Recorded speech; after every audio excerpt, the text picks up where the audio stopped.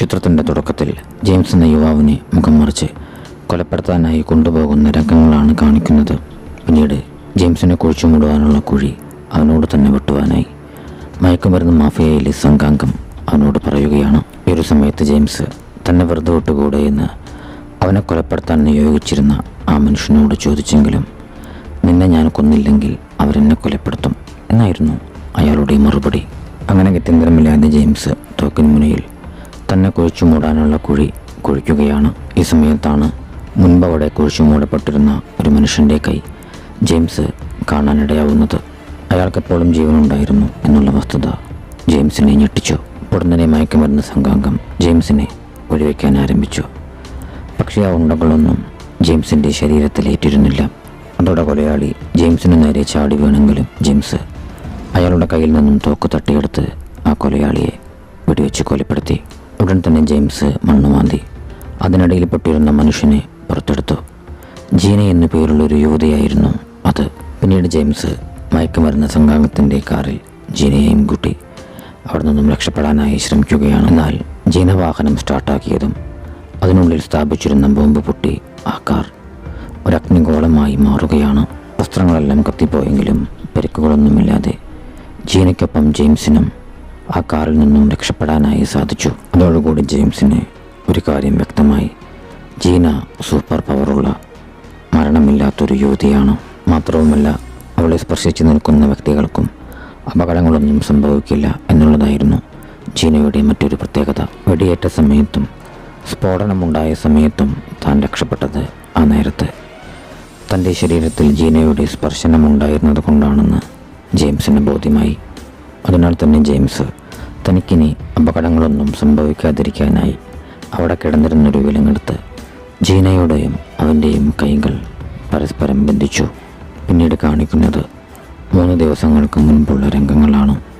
അന്ന് ജെയിംസ് രോഗബാധിതനായി കിടന്നിരുന്ന തൻ്റെ പിതാവിൻ്റെ ചികിത്സയ്ക്കുള്ള പണം കണ്ടെത്താനായി കൂട്ടുകാരനായ പീറ്ററിൻ്റെ കൂടെ മയക്കുമരുന്ന് കടത്താനായി ഈ ഒരു സംഘത്തിനായി പ്രവർത്തിച്ചിരുന്നു. അന്ന് ജെയിംസും പീറ്ററും മയക്കുമരുന്ന് സംഘത്തിൻ്റെ തലവനായ ഫാൽക്കോവിൻ്റെ താവളത്തിലേക്ക് ചെന്നിരുന്നു.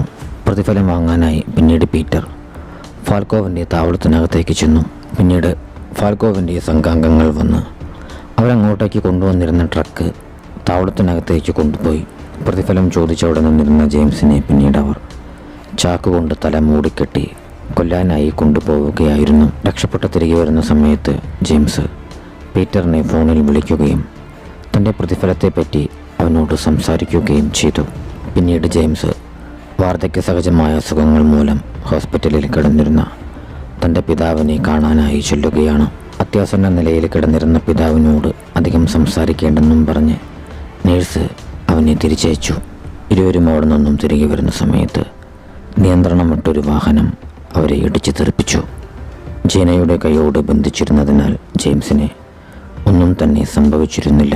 ഈ ഒരു കാഴ്ച കണ്ട് ഭീതിയോടെ ആ കാർ യാത്രികൻ ഇരുവർക്കും നേരെ തോക്ക് ചൂണ്ടി. ഉടനെ അങ്ങോട്ടേക്ക് എത്തിയ ഫാൽക്കോയുടെ ആളുകൾ അയാളെ ഇടിച്ച് തെറിപ്പിച്ചുകൊണ്ട് ഇരുവരെയും അവിടെ നിന്നും ഫാൽക്കോയുടെ താവളത്തിലേക്ക് കടത്തിക്കൊണ്ടു പോവുകയാണ്. കോപാകുലനായി നിന്നിരുന്ന ഫാൽക്കോ തൻ്റെ ഒരു ക്ലയൻറ്റിൻ്റെ തല വെട്ടിമാറ്റുന്ന ഭീകര ദൃശ്യങ്ങൾ കണ്ടാണ് ഇരുവരും അങ്ങോട്ടേക്ക് എത്തിയത്. നിങ്ങൾ കൊണ്ടുവന്നിരുന്ന ട്രക്കിൽ ഞാൻ ഉദ്ദേശിച്ച സാധനം ഉണ്ടായിരുന്നില്ലെന്നും അതിനാൽ തന്നെ നിന്റെ ട്രക്ക് നീ ദൂരെ എവിടേക്കെങ്കിലും കൊണ്ടുപോയി കത്തിച്ച് കളയണമെന്നും അതിനുശേഷം എൻ്റെ ചരക്കോടെ എത്തിക്കണമെന്നും ഫാൽക്കോ ജെയിംസിനു താക്കീത് നൽകി. ഈ ഒരു സമയത്ത് സംഘത്തിലുണ്ടായിരുന്ന സോഫിയ എന്ന യുവതി ജീനയുടെ പേര് വിളിച്ച് അവരുടെ പക്കലേക്ക് എത്തിയിരുന്നു. സോഫിയയ്ക്ക് എങ്ങനെയാണ് എൻ്റെ പേര് മനസ്സിലായത് എന്നുള്ള കാര്യം ജീനയെ ഞെട്ടിച്ചു. അങ്ങനെ ചരക്ക് തിരികെ കൊണ്ടുവരാനായി ജെയിംസിനെയും ജീനയെയും ഫാൽക്കോയുടെ ആളുകൾ ജെയിംസിൻ്റെ ട്രക്കിലേക്ക് കയറ്റി. മറ്റൊരു കാറിൽ ഫാൽക്കോയുടെ ആളുകൾ അവരെ പിന്തുടർന്നു. എന്നാൽ ജെയിംസ് അതിവേഗത്തിൽ ട്രക്ക് ഓടിച്ചുകൊണ്ട് ഫാൽക്കോയുടെ ആളുകളുടെ കണ്ണു വെട്ടിച്ച് തൻ്റെ സങ്കേതത്തിൽ ചെന്നൊളിച്ചു. ഈ ഒരു സമയത്താണ് ജെയിംസ് ട്രക്കിനുള്ളിൽ നിന്നും യുവതികളുടെ കരച്ചിൽ കേൾക്കുന്നത്. അതോടെ അവൻ ട്രക്കിൻ്റെ ബാക്ക് ഡോർ തുറന്നു. ഉടൻ തന്നെ ഒരു യുവതി പ്രാണരക്ഷാർത്ഥം ജെയിംസിൻ്റെ ദേഹത്തേക്ക് ചാടിക്കൊണ്ട് അവിടെ നിന്നും ഓടി രക്ഷപ്പെടുകയാണ്. അവളെ കൂടാതെ മറ്റനേകം യുവതികൾ കൂടി ആ ട്രക്കിനുള്ളിലുണ്ട്. അക്കൂട്ടത്തിൽ ജെയിംസിൻ്റെ മുൻകാമുകി കാതറിനുമുണ്ടായിരുന്നു. യുവതികളുടെ മുഖത്ത് ഫാൽക്കോയുടെ സംഘം ചാപ്പ കുത്തിയിരുന്നു. യുവതികളെ അവയവങ്ങൾക്കും മറ്റുമായി ഫാൽക്കോ തുർക്കിയിലേക്ക് കടത്താറുണ്ടെന്ന് കാതറിൻ ജെയിംസിനോട് പറഞ്ഞു. പോലീസ് ഉൾപ്പെടെയുള്ള ഭരണ സംവിധാനങ്ങളെല്ലാം ഫാൽക്കോയുടെ പക്ഷത്തായിരുന്നതിനാൽ നിങ്ങൾ ശബ്ദമുണ്ടാക്കാതെ നിൽക്കണമെന്ന് ജെയിംസ് യുവതികൾക്ക് മുന്നറിയിപ്പ് നൽകി. ഞങ്ങളുടെ ശരീരത്തിൽ അവരൊരു ബോംബ് ഘടിപ്പിച്ചിട്ടുണ്ട്. വേദന സഹിക്കാനാവുന്നില്ല. ഞങ്ങളെ എത്രയും വേഗം ഹോസ്പിറ്റലിൽ എത്തിക്കണമെന്ന് കാതറിൻ ജെയിംസിനോട് പറഞ്ഞു. ഈ സമയത്ത് കൂട്ടത്തിലുണ്ടായിരുന്ന യുവതികളിൽ ചിലർ വേദനയാൽ പുളയുകയായിരുന്നു. എന്നാൽ ഈ ഒരു സമയത്ത് ആദ്യമോട് രക്ഷപ്പെട്ടിരുന്ന യുവതി വേദന സഹിക്കാനാവാതെ ഫാൽക്കോയുടെ താവളത്തിലേക്ക് ഓടിക്കയറുകയാണ്. മറ്റുള്ള യുവതികൾ എവിടെയുണ്ടെന്ന് തനിക്കറിയാമെന്നും തൻ്റെ ശരീരത്തിനകത്ത് ഘടിപ്പിച്ചിരുന്ന ബോംബ് എടുത്തു മാറ്റണമെന്നും യുവതി അവരോട് അഭ്യർത്ഥിച്ചു. അങ്ങനെ ആ ഒരു പ്രതീക്ഷയിൽ യുവതി ഫാൽക്കോയുടെ താവളത്തിലേക്ക് ഓടിക്കയറുകയാണ്. യുവതി സ്ഥലം വെളിപ്പെടുത്തിയതോടെ ഫാൽക്കോയുടെ ആളുകൾ ജെയിംസിൻ്റെ ഒളിത്താവളത്തിലേക്കെത്തി. ട്രക്ക് താൻ ഓടിക്കാമെന്ന് കാതറിൻ ജെയിംസിനോട് പറഞ്ഞു. ബാക്കിയുള്ളവരെല്ലാം ട്രക്കിൻ്റെ പുറകുവശത്തേക്ക് കയറി. അവിടെ നിന്നും രക്ഷപ്പെടാൻ ശ്രമിച്ച ജെയിംസിനെയും സംഘത്തെയും ഫാൽക്കോയുടെ ആളുകൾ പിന്തുടരുകയാണ്. ഈ ഒരു സമയത്ത് അപകടം സംഭവിക്കാതിരിക്കാനായി യുവതികളെല്ലാം ജീനയുടെ ശരീരത്തിൽ സ്പർശിച്ചിട്ടുണ്ടായിരുന്നു. ഭാഗ്യവശാൽ ജെയിംസിൻ്റെ ആളുകളുടെ കണ്ണുവെട്ടിച്ച് അവർക്ക് ഒരു ഹോസ്പിറ്റലിനരികിലേക്ക് എത്തുവാനായി സാധിച്ചിരുന്നു. ഉടൻ തന്നെ യുവതികളെല്ലാം ശരീരത്തിനകത്തൊളിപ്പിച്ചിരുന്ന ബോംബെടുത്ത് മാറ്റാനായി ഹോസ്പിറ്റൽ ലക്ഷ്യമാക്കി ഓടുകയാണ്.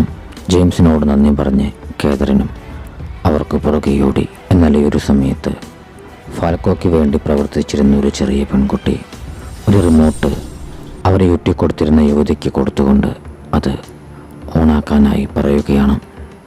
ഭീഷണിക്ക് വഴങ്ങി ആ യുവതിക്ക് ആ ഒരു റിമോട്ട് ഓണാക്കേണ്ടി വന്നു. അതോടുകൂടി ശരീരത്തിനകത്തൊളിപ്പിച്ചിരുന്ന ബോംബ് പൊട്ടിത്തെറിച്ച് കാതറിനടക്കമുള്ള യുവതികൾ ചിതറിത്തെറിക്കുകയാണ്.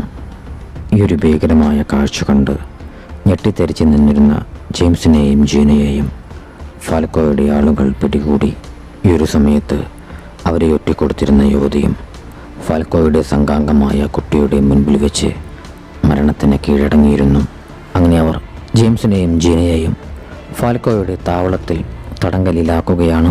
തടങ്കലിലായ സമയത്താണ് ജെയിംസ് അവിടെ കിടന്നിരുന്ന തൻ്റെ കൂട്ടുകാരനായ പീറ്ററിനെ കാണുന്നത്. തനിക്കിതുവരെയും അവർ പ്രതിഫലം നൽകിയിട്ടില്ലെന്ന് പീറ്റർ ജെയിംസിനോട് വെളിപ്പെടുത്തി. ഈ ഒരു കാര്യം കേട്ട ജെയിംസ് അതീവ ദുഃഖിതനായി. കാരണം ആ ഒരു പണം കിട്ടിയിട്ട് വേണമായിരുന്നു അവൻ്റെ പിതാവിൻ്റെ തുടർ ചികിത്സ നടത്താൻ. അല്പസമയത്തിനകം തന്നെ ഫാൽക്കോയുടെ സംഘാംഗമായ പെൺകുട്ടി അവിടേക്കെത്തുകയും പീറ്ററിനെ ഒരിടിവള നൽകുകയും ചെയ്തു. അതുപയോഗിച്ച് ജെയിംസിനെ മർദ്ദിച്ച് അവശനാക്കാനായി പെൺകുട്ടി ആവശ്യപ്പെട്ടു.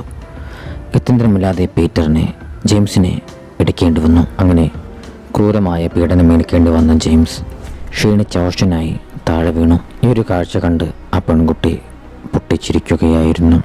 പിന്നീട് അവർ ജീനയെ അവിടെയുണ്ടായിരുന്ന സ്ത്രീകളുടെ സെല്ലിലേക്ക് മാറ്റി. അല്പസമയത്തിനകം തന്നെ ഫാൽക്കോ നിയോഗിച്ചിരുന്ന സൈക്കോ ഡോക്ടർ അവിടേക്കെത്തി. അയാൾ പിന്നീട് സെല്ലിലുണ്ടായിരുന്നൊരു യുവതിയുടെ വയർക്കീറി അവളുടെ ശരീരത്തിനുള്ളിൽ ബോംബ് ഘടിപ്പിച്ചു. അതിനുശേഷം അയാൾ ബോംബ് ഘടിപ്പിക്കാനായി ജീനയെ തൻ്റെ ടേബിളിലേക്ക് വിളിപ്പിച്ചു. ഏവരെയും ചെയ്യാറുള്ളതുപോലെ തന്നെ അയാൾ ഇരുമ്പ് പഴുപ്പിച്ച് അവളുടെ മുഖത്തും ചാപ്പ കുത്തി. പിന്നീട് അയാൾ അവളുടെ ശരീരത്തിലും ബോംബ് ഘടിപ്പിക്കാനായി അവളെ മയക്കാനൊരുങ്ങി. പക്ഷേ എത്ര ശ്രമിച്ചിട്ടും സിറിഞ്ചിൻ്റെ സൂചി അവളുടെ ശരീരത്തിനകത്തേക്ക് കയറിയിരുന്നില്ല. ഉടനെ ചാടി എഴുന്നേറ്റ ജീന അവിടെയുണ്ടായിരുന്ന ഫാൽക്കോയുടെ ആളുകളെ ആക്രമിച്ചുകൊണ്ട് ഡോക്ടർക്കു നേരെ നീങ്ങി. ഇത് കണ്ട് ഡോക്ടർ അവൾക്കു നേരെ നിറയൊഴിച്ചിരുന്നെങ്കിലും ആ വെടിയുണ്ടകളൊന്നും ജീനയ്ക്ക് ഏറ്റിരുന്നില്ല. ശേഷം അവൾ ആ സൈക്കോ ഡോക്ടറുടെ കഴുത്തിൽ മുറിവേൽപ്പിച്ചുകൊണ്ട് യുവതികളെയും കൂട്ടി അവിടെ നിന്നും രക്ഷപ്പെടുകയാണ്. പോകുന്ന സമയത്ത് അവൾ ജെയിംസിനെ കണ്ടിരുന്നെങ്കിലും അവൾ അവനെ രക്ഷിക്കാൻ തുനിഞ്ഞിരുന്നില്ല. പുറത്തേക്കെത്തിയ അവൾ തൻ്റെ പേര് ചൊല്ലി വിളിച്ചിരുന്ന സോഫിയ എന്ന യുവതിയുടെ പക്കലേക്ക് ചെന്നു. സോഫിയ ഓടിമാറാൻ ശ്രമിച്ചെങ്കിലും ജീന അവളെ പിടികൂടി. ഇതേസമയമാവട്ടെ പരുക്കേറ്റിരുന്ന സൈക്കോ ഡോക്ടർ തൻ്റെ മുറിവ് സ്വയം തുന്നിച്ചേർത്തിരുന്നു. അയാളിൽ നിന്നും ജീനയും കൂട്ടരും രക്ഷപ്പെട്ട വിവരം ഫാൽക്കോയുടെ വലങ്കയായിരുന്ന പെൺകുട്ടി മനസ്സിലാക്കി. കോപത്തോടെ അവൾ ജീനയ്ക്കൊപ്പം അങ്ങോട്ടേക്ക് കൊണ്ടുവന്നിരുന്ന ജെയിംസിനെ ഒരു നദിക്ക് മുകളിലായി കെട്ടിത്തൂക്കി.